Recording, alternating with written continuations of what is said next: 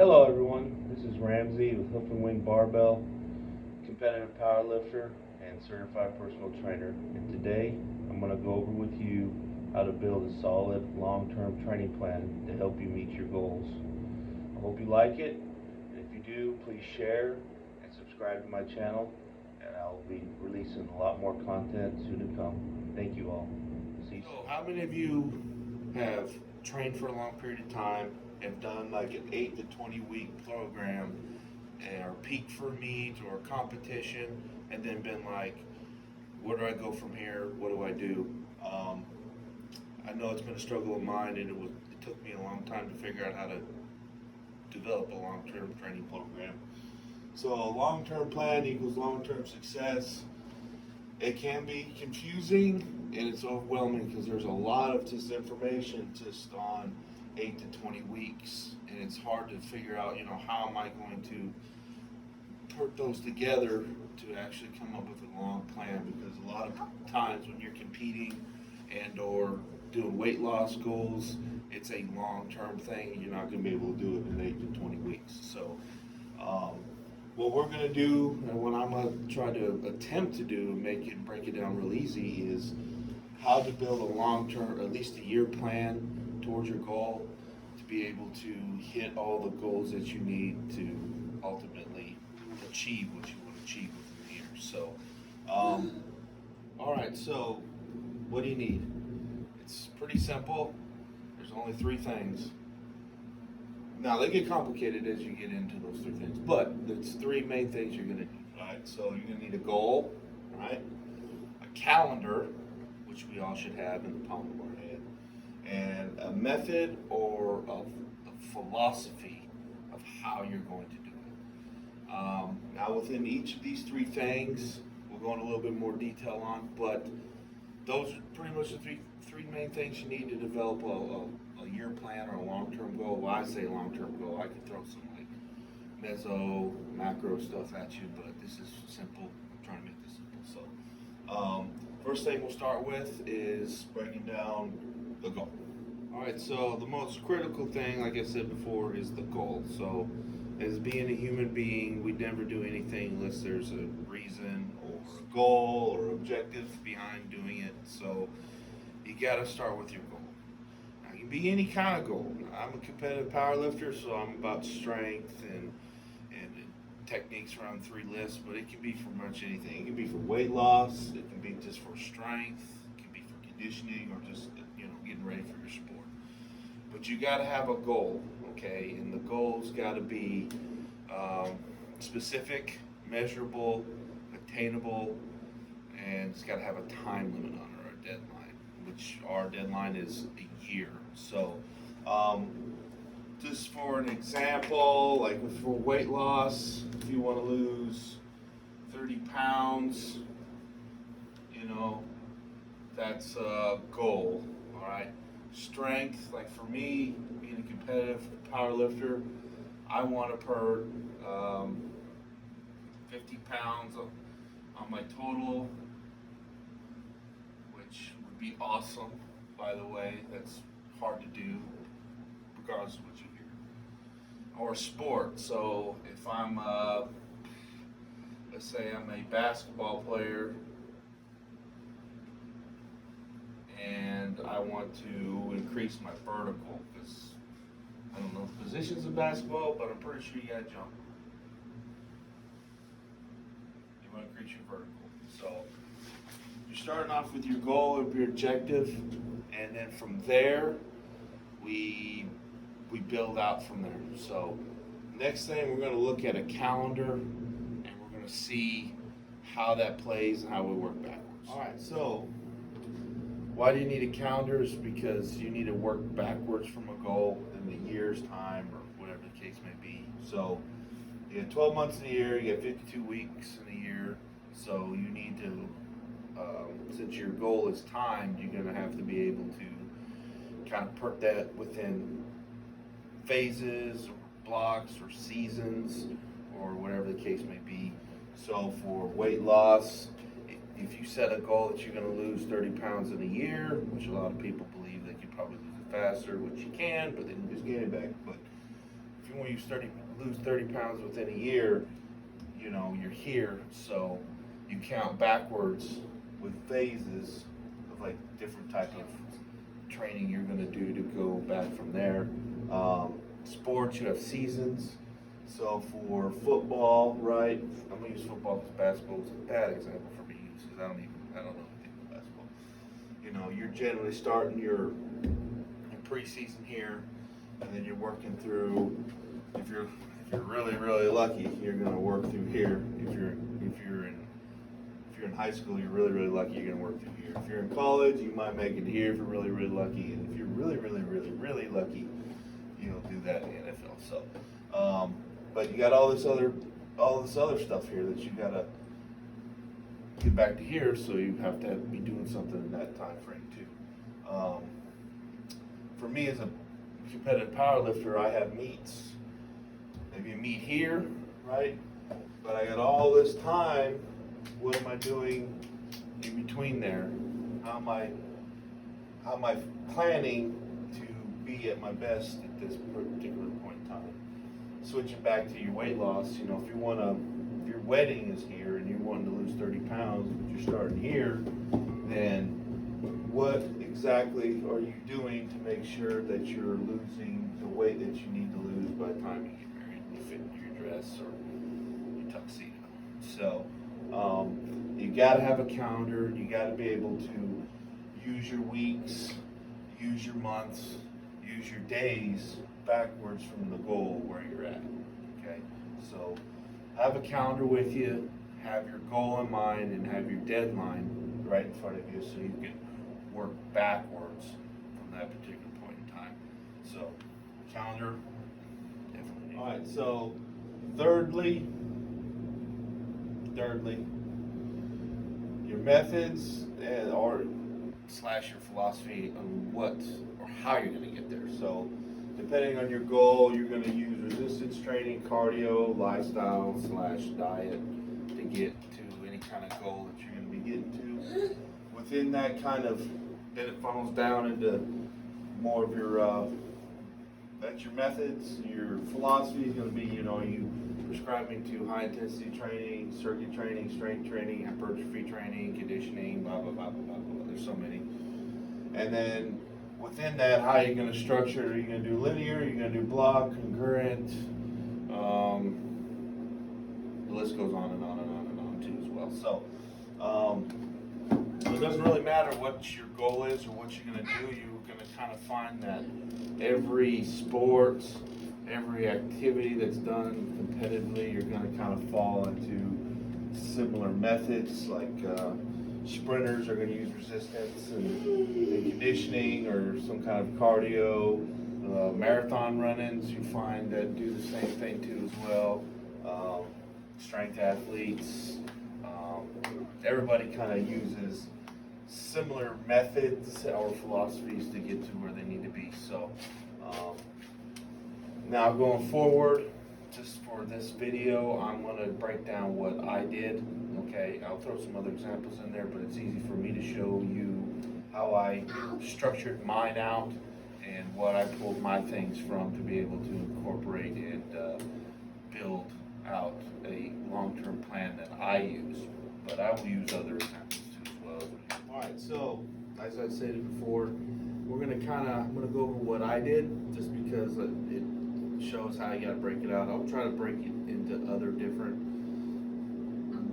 you know, ideas as far as how you can optimize it or do it for your own training needs. But for me, being a competitive powerlifter, I'm concerned about putting weights on the squat, bench, and deadlift and building total. So I'm going to subscribe to a very tight window of like philosophies and methods and things like nature. So what I got, my big old melting pot of philosophies and what I do is based off a few things. So 10-20 with Brian Carroll. I really like the stuff that he does as far as off seasons, deloads, and focusing on the core. I'm a huge fan of conjugate training, not just so much west side stuff, but just conjugate training in general. You know, the variations of varying your lifts, concentrating on weak points and also speed or velocity training. And I really like wave loading and I like step loading. So that's kind of how, those are my things that I've bought into. Doesn't necessarily mean that you need to buy into those same ideas, but those are the kind of things that I buy into and that I'm using to build out my my plan for the year and what I need to do. So I have a 1,700 pound total.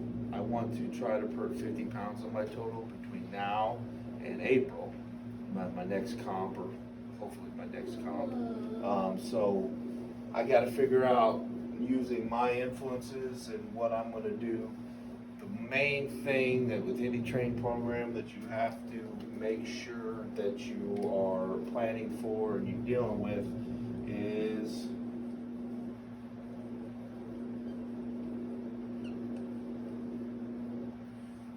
working on your weaknesses, where you failed last time, where you need to build, and where you need to go from there. So based on my weaknesses and my goal and what I need to do, kind of frames out with my influences and my methods and my philosophy and how I'm going to go forward. So next I'm going to kind of go over how does that all translate into the plan for the year. All right, so I told you weaknesses, right? So given my goal and where I'm weak at, that's where I need to build. So where I'm weak is maintaining my weight.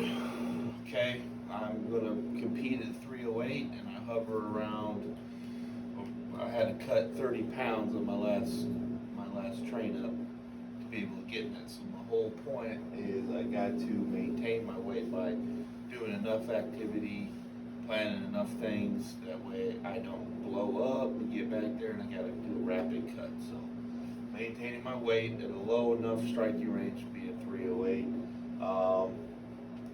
My last deadlift I missed because of up and down because my grip failed. So, and that was up at the top portion of my deadlifts. That means I have got poor grip strength. Well, maybe not poor, but I need to improve my grip strength and my upper back and my lockout of my deadlift. And if I do that, that's only going to help my squat too as well. Bench, main thing, it's super important when you're doing your own training plan. You need to know you, yourself, and your body, because only you know you, and you got to be able to take your daily data coming in. I'm getting older, I'm an older lifter, so my elbows, my shoulders, they take a beating. So for bench is recovering from bench session to bench session.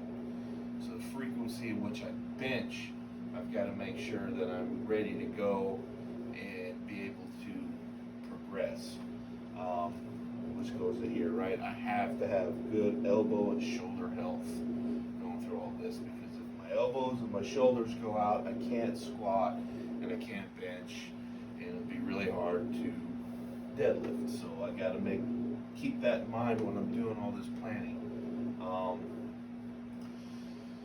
Next, you got to bring it out to your phases, right? So in powerlifting, generally your phases are you build some muscle, you strengthen some muscle, and then you work on maximum power.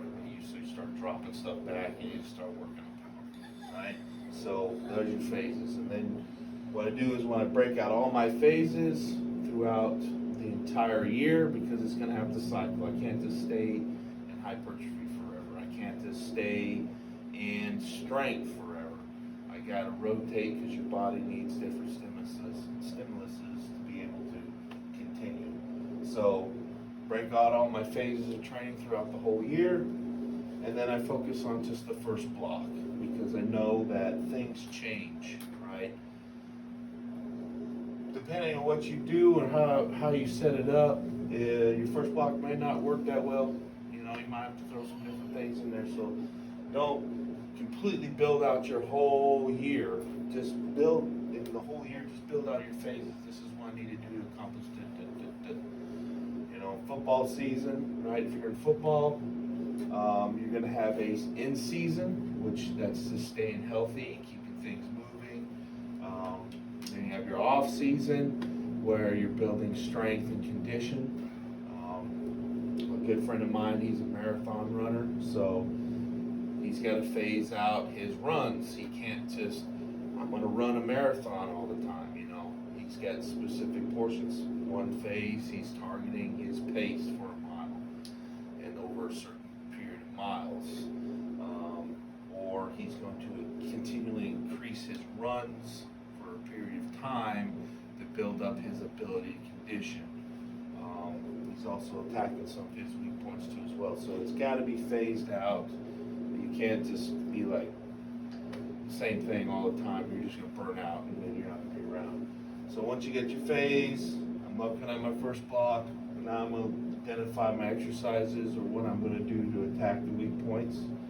And all along, I'm making sure that I'm going to overload or there's going to be some progression there. So it's got to keep getting either more intense, heavier, you got to run out of breath more if you're a runner, whatever the case may be. So you got to progress. Same with weight loss. Weight loss can be done in multiple different ways. You can do solely cardio and lose weight. You can incorporate cardio, weight training, do some circuit stuff. But you're not going to be able to, let's say, do reps of 20 forever. You're not going to be able to go on the treadmill forever. You're going to have to change it up. You're going to have to increase your intensity as you go on, or length of time or volume in order to be able to adapt and continue to make progress. So, lastly, important, this is really hard for me. It really is. And I think this is why I failed in the past, is sticking with it. Okay? Do your phases, plan them out for the year, then just focus on your first phase, right? Do it, and then evaluate it based on the results that you see, your feelings, how you feel, your body-wise. Do you feel like it was good training? My portion is we get about 2-3 weeks in, you go, you know what, let's change some things up. If you don't stick with it, you can't really evaluate it on results. You're going to have to stick with it a little bit. So, next, I'll show you my first block, how I developed it, and what points and the weaknesses and everything are associated with it. So, I will show you how I built that out for me. Alright, so, how does it look for my first block? So I'm focusing on my first block, right? I'm not going to necessarily focus on the other one as far as exercise selection, just because I need to make sure that what I selected works. So it's kind of all coming together. I have my method, I have my philosophy, and now it's kind of focusing in on what I'm going to do. So my first block for me is I got to have decent conditioning, and it's a hypertrophy, which is more higher volume, lesser weight. I'm going to be working in the 65% range on all the things that I do. As we get down to the accessory stuff, it'll be like a 70-80% effort type thing. So I kind of base my thing off of the traditional training is, you know, squat twice a week, deadlift twice a week. When I say squat and deadlift, you do a squat type and a hinge type movement twice a week. I know that I can't recover that well from benching as much as I can, so I'm not going to be able to bench twice a week. So what do? I do bench 1 day a week, and then I work on accessory stuff related to shoulder health and things like that. So so for my squat day, since my influences are kind of a conjugate and the Brian Carroll kind of mixture, I blended together. So every week I'm rotating my main movement every week. I'm keeping the same strength movement because conjugate goes your main movement, then you're in the strength phase, and then you work on bodybuilding type movements later. So I'm rotating on my squat day, high bar, camber bar, and safety squat bar, mainly because I need to make sure that my elbow and my shoulder health is good. So being in a low bar or a comp squat all the time will just aggravate that, so I do things, I vary it. so that way I kind of can keep that healthy. Um, Bench day, I'll rotate it between my competition bench, a dead press, and a Spotto. Okay, Spotto's kind of like almost like a one board in a way, but it forces you to have to control it, which also helps my elbow and shoulder health because I'm strengthening smaller muscles around that joint.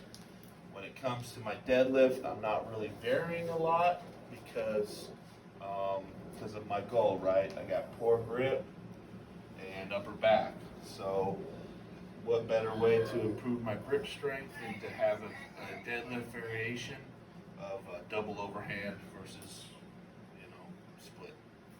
All right. On my fourth day, I'm doing a pin overhead press, which is not quite a bench, but it will help strengthen my shoulders, things like that. Now, when I say conditioning, how am I working my conditioning in? Since I'm a power lifter, I don't need to run, I don't need to do all that stuff. But what I do need to do is be able to recover and lift weights. So what I'm doing is I'm controlling my rest periods from 90 seconds. First week's 90, second week's gonna be 60, and then my last week's gonna be 45 seconds before a deload because my influences Brian Carroll, and his recommendation is to deload every third week. So that's what I'm doing there. So my secondary is, so as you can see, I'm doing rack pulls on my squat day. I'm doing close grip on my bench day. I'm doing Zercher squats on my deadlift day. And like I said before, it's because I'm doing 2 squat type variations and 2 deadlift or hinges variations a week. So I split them up. I don't do them on the same day. I stagger them, that way I'm getting the amount of work that I need to get in. And that is going to be in the 6 range. So I am going, that's my strength type stuff. So I'm doing 6 reps. Now each week, my volume increases as I go through there. Going down to the accessories help here, kind of go up. So I'm focusing on hamstrings and glutes on my squat day, my triceps, my back on my bench day, and I'm doing back and hamstrings again on my deadlift day, and on my overhead press, right? I don't have to have any shoulder work here because I'm dedicating it over there for my overall health. My core work, again, my influence is Brian Carroll, so a lot of farmer walks, weighted carries, kettlebell carries, things like that, to help build stiffening my core, so I'm not really doing a whole lot of abs or anything like that. So that's my first block. That's why I take my method and I take my philosophy, and then I use my weaknesses and I build out what I need to do. So that's my first block. Now my second block can't just be conditioning. It just can't be conditioning. It's got to be something different. So on my next block, on block 2, is going to be more velocity type training, more speed variation with high volume. So I'm going to incorporate speed with that and stability, which I might add chains with it. I don't like bands. Like I said, for me and for anybody out there, their weaknesses. So bands are not good for me because it overloads my shoulders, my elbows. It's just too much. So I'll do chains and progress from there. Then I go into strength blocks, and then I go into a peaking block. So I got everything blocked out with specific goals, and anybody that's doing that, when you build your phases out, you're going to have your goals through the period of time where you're going to be actually targeting specific objectives related to your overall objective. So, and then you're going to use your methods, your philosophy, and you're going to attack the points you need to bring up. So that's kind of what I'm doing. I guess kind of giving it to somebody who's not a power lifter or some kind of a different athlete, you're going to have, so for my example, if I was just concerned with weight loss, I would probably, more than likely, when people think weight loss, they think cardio. So for the first 3 to 6 weeks, I am going to do cardio-based things. I'm going to either walk for distance, walk for time, be on a treadmill, use elliptical, but I'm progressively going to get more intense, which would be for time, for cardio, right? Ultimately, for weight loss, once you kind of get into the habit of doing those sorts of things, the best thing for weight loss is to throw in some resistance training. So I might throw some bodybuilding stuff in there. I will have my cardio, but I'm going to add some weighted activities that kind of help build some muscle as I go through there. And I'm going to continually have each phase built out to continually to build muscle, but also build up my cardiovascular health too as well, to burn more calories as I go through the year. For sport, let's say if it's football, I know I have my season. So when I go into my season, it's all about that block of training, which is you probably gonna maybe only have 2 phases or blocks of training as a football player. You get your in season, you get your out season. So as far as that is concerned, in season, you're working and concentrating on just staying healthy. So what am I doing as far as that? You're playing, you're practicing, you're doing all this other stuff.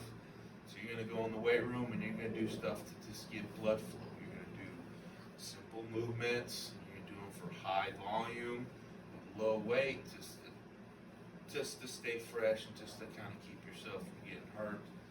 On the off season, you're going to ramp up your sprinting ability, because as a football player, you don't run long distance. You're worried about speed from point A to B.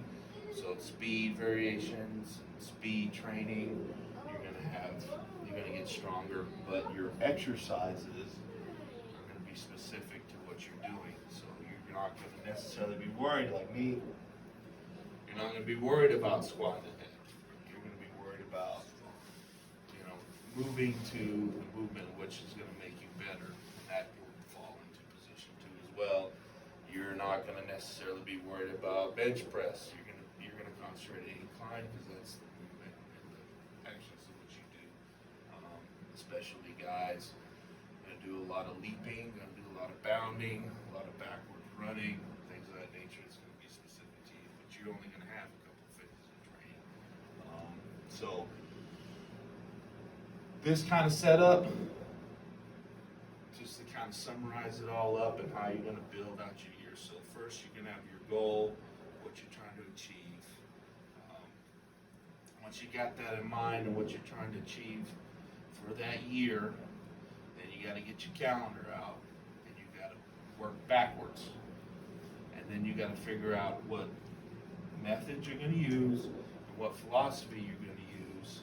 And like I said, the sky's the limit on what kind of whatever you're into, you're going to know the methods, you're going to know the philosophies that are out there for what you are interested in as far as training.